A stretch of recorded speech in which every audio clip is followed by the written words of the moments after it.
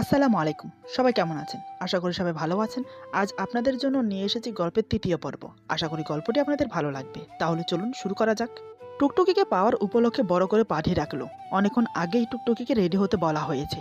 তাই আদর গেল টুকটুকিকে নিয়ে আসতে। দরজা খুলে রুমে প্রবেশ করতেই থমকে দাঁড়ায়। চোখ বড় বড় করে চারিদিকে দেখতে লাগলো।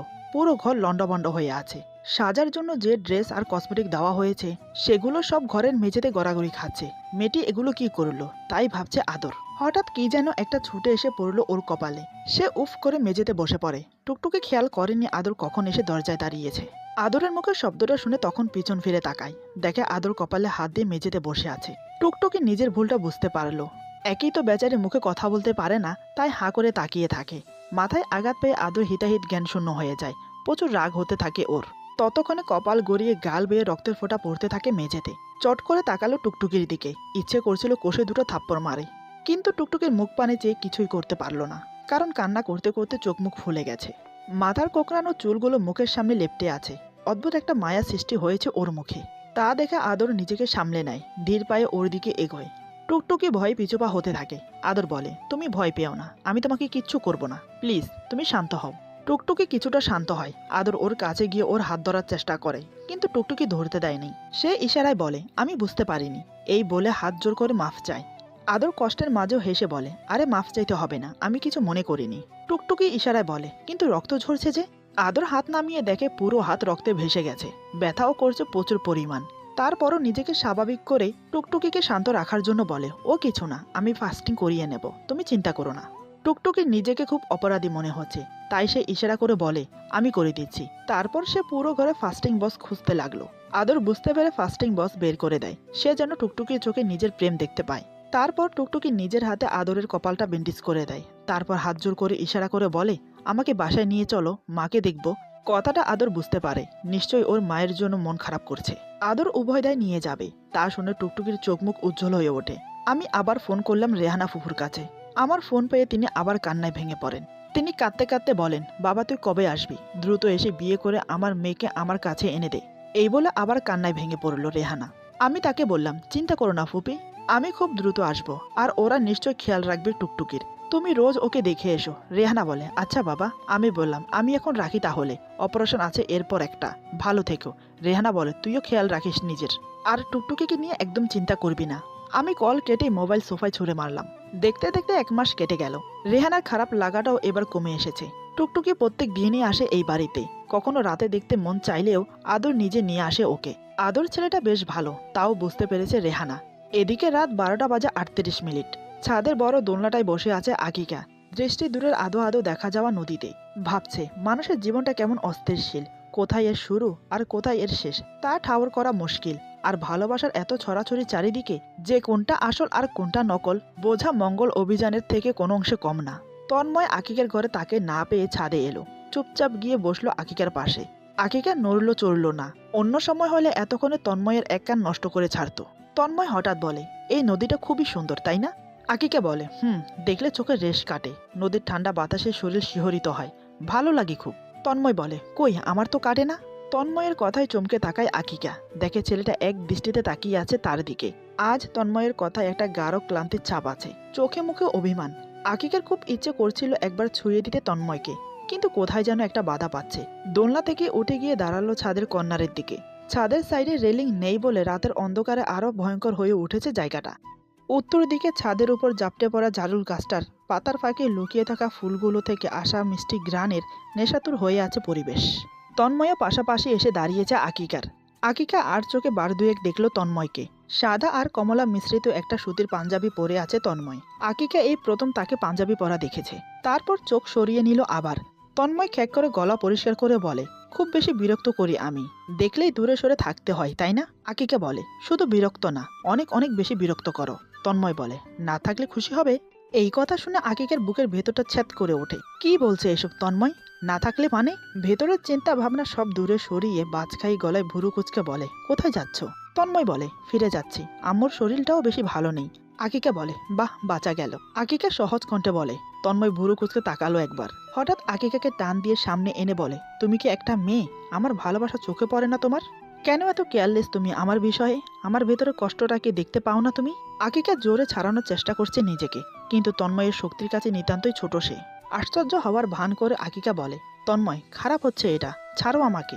How dare you touch me? You are my guard, not boyfriend, leave me. আকিকার কথা শুনে তন্ময়ের চোখ দুটো এবার লাল হয়ে এলো। রাগে ক্ষোভে ঠোঁট টিপে টিপে বলে, চলেই যাচ্ছি, সারা জীবনের মতো মুক্তি দিয়ে যাচ্ছি তোমায়। পরশু আমার ফ্লাইট, এরপর আর কোনোদিন আমার চেহারা তোমাকে দেখতে হবে না, কথা দিচ্ছি। But I love you forever. সারা জীবন অপেক্ষা করে যাব, বাট তুমি খুঁজে পাবে না আমাকে। আকিকা যেন ঘোরের মাঝে লুকিয়ে গেল। বেশি আসছে মন, অস্থিরতা ছড়িয়ে পড়ল সর্বাঙ্গে। ঘন শ্বাসকে ঠান্ডা করতে চোখ বুঝে লম্বা শ্বাস নিয়ে সর্বোচ্চ শক্তি দিয়ে ধাক্কা দিল তন্ময়কে। তন্ময় শক্ত হয়ে একই স্থানে দাঁড়িয়ে রইল, কিন্তু আকিকাকে ছেড়ে দিল। আকিকা বলে, কেন এমন করছো আমার সাথে? তন্ময় আবার আকিকাকে নিজের বুকের সাথে জড়িয়ে ধরে বলে, কারণ আমি তোমাকে ভালোবাসি। এই বলে আবার জোর করে আকিকার ঠোঁটে ঠোঁট ডুবায়। আকিকা নিজেকে ছাড়ানোর জন্য আবার হাত পা ছড়ায়, কিন্তু পেরে ওঠে না। তন্ময় নিজেকে হারিয়ে ফেলেছে আকিকার মাঝে। সে পরম তৃপ্তিতে নিজের তৃষ্ণা নিবারণ করতে থাকে। আকিকা অনেক চেষ্টা করার পর নিজেকে এলিয়ে দেয় তন্ময়ের বুকে। তন্ময় তাকে দুই হাতে আঁকড়ে ধরে, তার যেন নেশাই কাটছে না। সে দু চোখ বন্ধ করে আকিকার ঠোঁট চুষেই যাচ্ছে। এরই মাঝে কখন যে আকিকা তন্ময়কে জড়িয়ে ধরেছে সে নিজেও জানে না। দুজনে এক অজানা সুখে হারিয়ে গেল। হঠাৎ নিচ থেকে আদরের চিৎকারে আকিকা আর তন্ময় চমকে ওঠে। দুজনে একে অপরের দিকে তাকিয়ে কি হয়েছে বিষয়টা ঠাউর করার চেষ্টা করে। তারপর দৌড়ে নিচে চলে আসে। এসে দেখে টুকটুকি অজ্ঞান হয়ে পড়ে আছে। আদর তার পাশে বসে হাতের তালুতে তেল মালিশ করছে, মুখে পানি ঝাপটা দিচ্ছে। কিছুক্ষণ পর টুকটুকির জ্ঞান ফিরে। এদিকে আমি বিছানায় পাতা কালোর মাঝে লাল ছোপ ছোপ চাদরের দিকে নিষ্পলকভাবে তাকিয়ে আছি। মন আমার ভেতর আবদ্ধ নেই, ডুবে আছে টুকটুকিতে। বাড়ি ফিরেছি 1 মাস হলো। আমি তার কথা রেখেছি।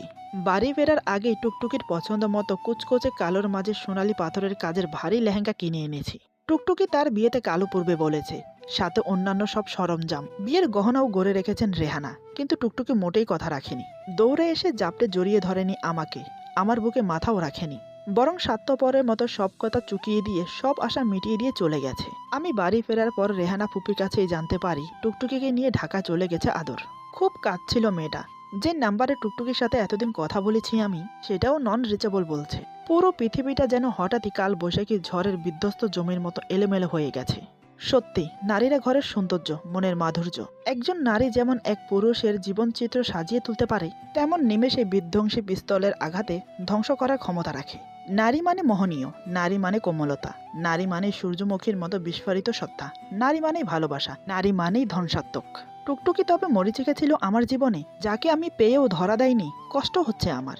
হৃৎপিণ্ডটা বিনা দ্বিধায় কুরে কুরে ভেতরটা ক্ষত করছে। টুকটুকিকে ছাড়া যে আমি অভ্যস্ত নই।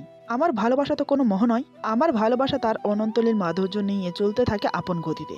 আমি উঠে বারান্দায় গিয়ে সিগারেট জ্বালালাম। এই 1 মাসে আমি বিভিন্নভাবে খুঁজেছি টুকটুকিকে। এদিকে ফজর কিছু কাজের জন্য আমেরিকা গিয়েছেন।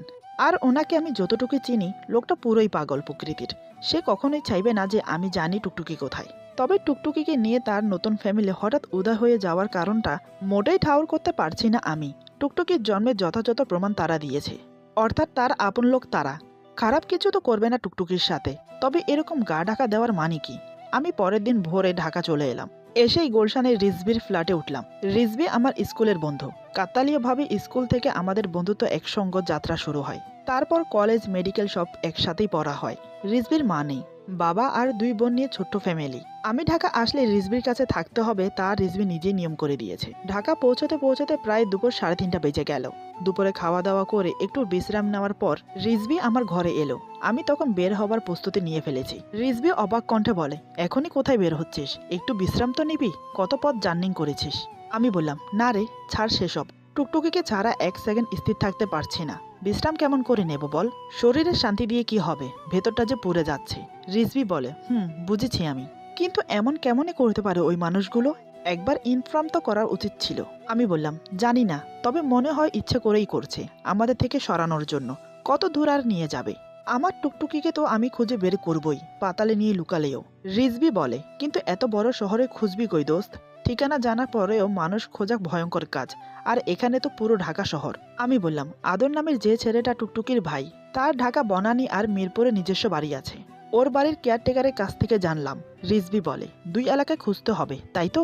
আমি বললাম, অত্যাধিক বড়লোক মানুষ, বনানীর বাড়িটা বিশাল, সেখানে আগে খুঁজে নেই। রিজভি বলে, আচ্ছা চল, আমিও যাব। আমি বললাম, যাবি বলছিস, চল তবে।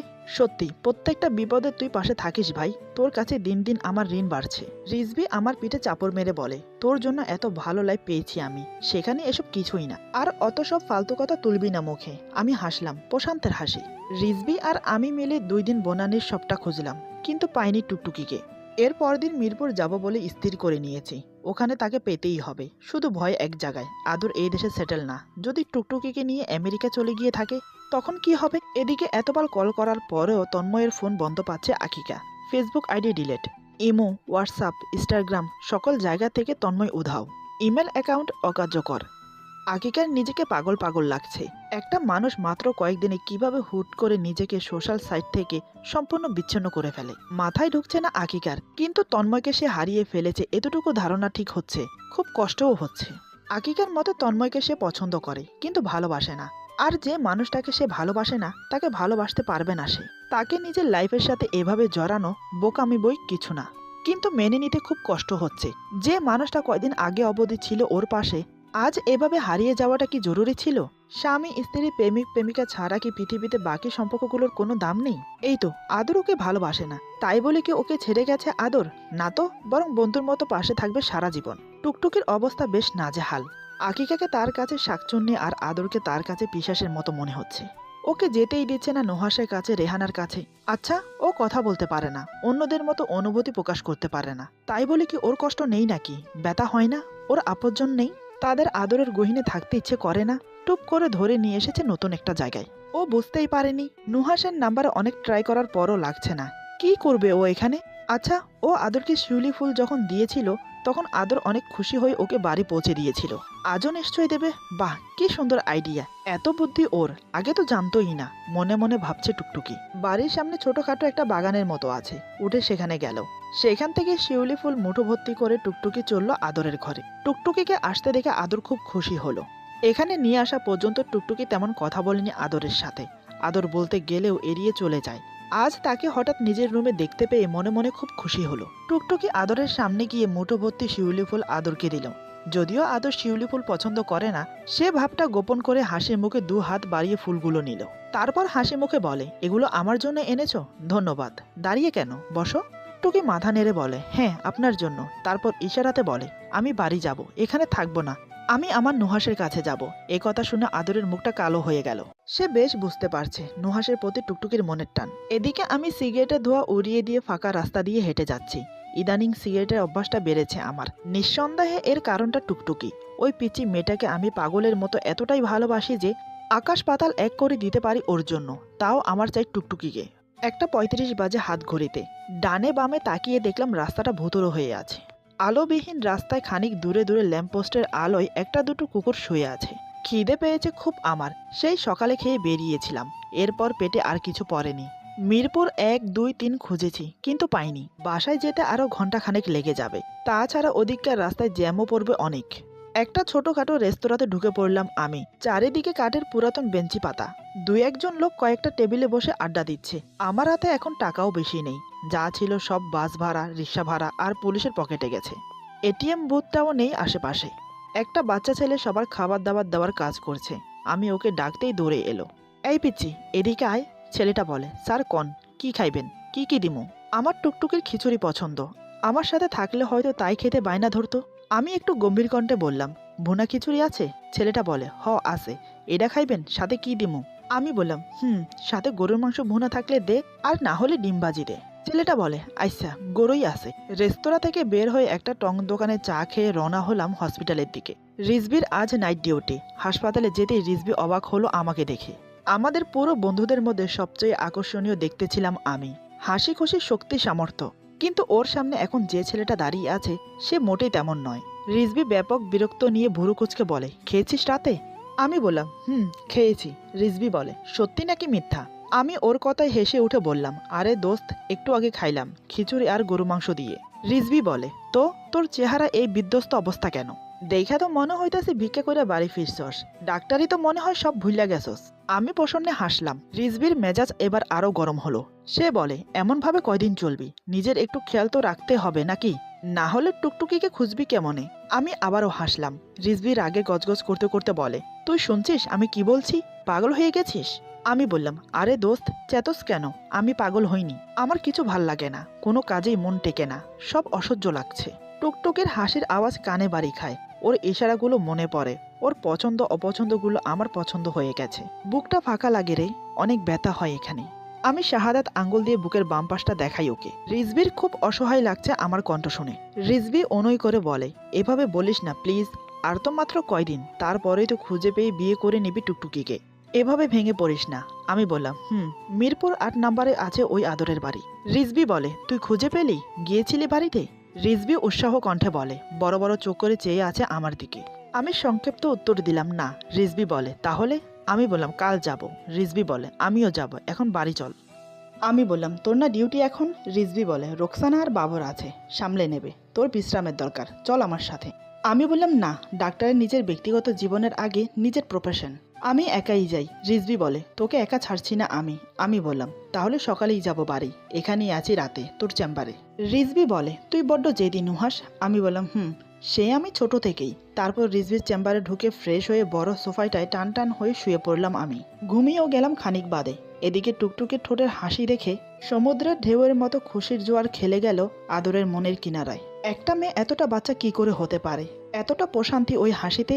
আসলে নারী শব্দটার সাথে পবিত্রতা শব্দটাই শুধু খাপ খায়। আদরের চোখ মুখ কুঁচকে এসেছিল যখন টুকটুকি ওকে শিউলি ফুল দিয়ে আমার কাছে যাওয়ার বায়না ধরেছিল। এখানে আসার পর থেকে টুকটুকির মুখে আনন্দের ছিটে ফোটাও দেখেনি আদর। ভেবে নিয়েছিল এই ছোট হৃদয়টাতে হয়তো অনেকটা আঘাত করেছে আদর, তাই হয়তো অভিমান করে আছে, আস্তে আস্তে সব ঠিক হয়ে যাবে। কিন্তু টুকটুকির মুখে বারবার আমার কথা শুনে ওর চিন্তাটা আরও গম্ভীর হতে লাগলো। এদিকে আকিকা টুকটুকিকে কি একটা রান্না শেখাচ্ছিল। আ ধ্বনি তুলে টুকটুকি তা গভীর মনোযোগে শিখছে। একটু ভুল হলে আকিকা বকছে আর দুষ্টুমি করে হাসছে টুকটুকি। আদর ওই দিকটাতে এগিয়ে যেতেই নজরে পড়ল ওর। নাকের পাটা ফুলিয়ে মুখটা লাল করে নিজের রুমে চলে গেল টুকটুকি। আকিকা হতভ্রম হয়ে চেয়ে রইল। গালে হাত দিয়ে বসে আছে রেহানা। নিজেকে পৃথিবীর সবচেয়ে বড় বোকা মনে হচ্ছে তার। মনোরমা তার লাঠি ঠেকিয়ে নেমে এলো উঠানের দিকে।